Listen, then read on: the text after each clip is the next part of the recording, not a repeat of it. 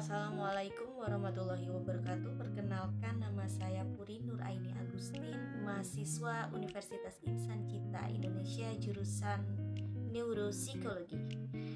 Pada kali ini saya akan membahas bagaimana pentingnya strategi komunikasi efektif dalam sebuah pernikahan.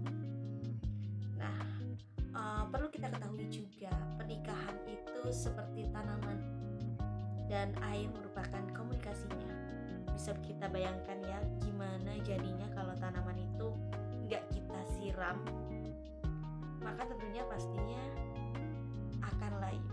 Begitu juga dengan sebuah pernikahan, apabila komunikasi yang dilakukan yaitu kurang bagus atau kurang efektif lebih tepatnya, maka sebuah pernikahan itu lama-kelamaan akan renggang, bahkan akan retak. Oke, baik teman-teman, dalam komunikasi pernikahan ini ada beberapa hal yang akan saya bahas, yaitu apa itu komunikasi yang efektif, kemudian kedua, mengapa komunikasi itu penting, dan yang ketiga, tips komunikasi yang sehat. Baik, akan saya mulai dari yang pertama, yaitu terkait tentang apa itu komunikasi yang efektif.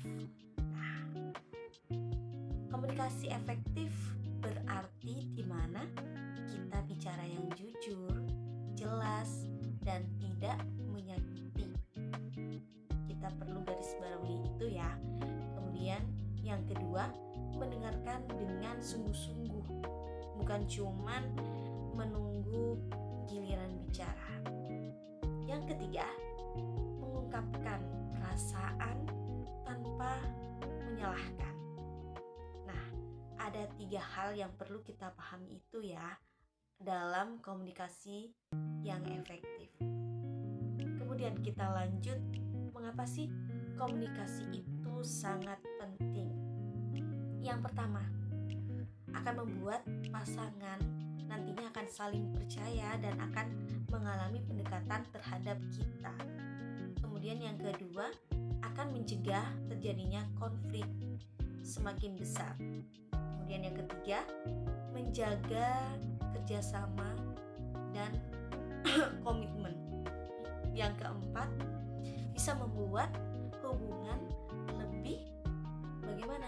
Lebih bahagia dan juga hangat di dalam sebuah keluarga tersebut. Yang kelima,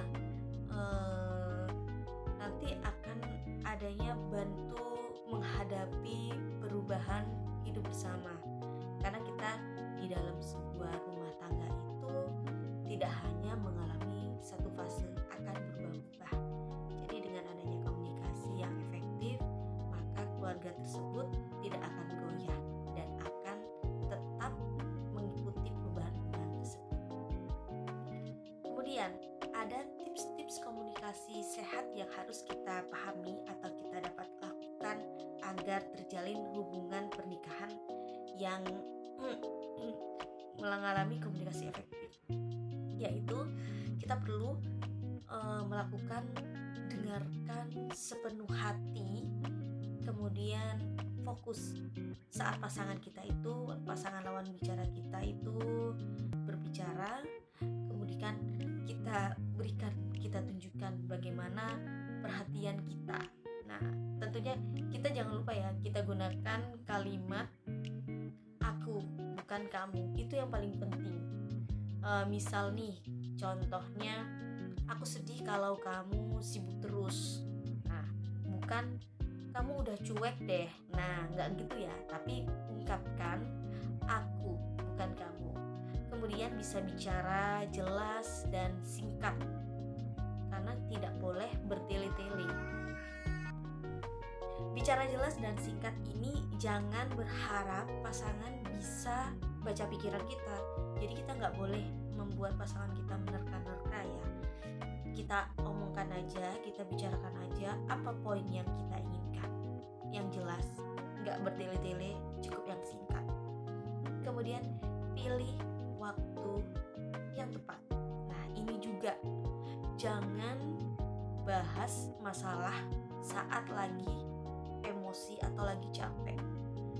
Tiba-tiba nih kadang ada orang yang lagi ingin tidur udah capek, atau ada yang baru bangun tidur masih nyawanya belum penuh, kemudian kita ngomong aja nyerocos. Nah itu dilarang ya, kita nggak boleh melakukan hal itu. Kita tunggu yang tepat.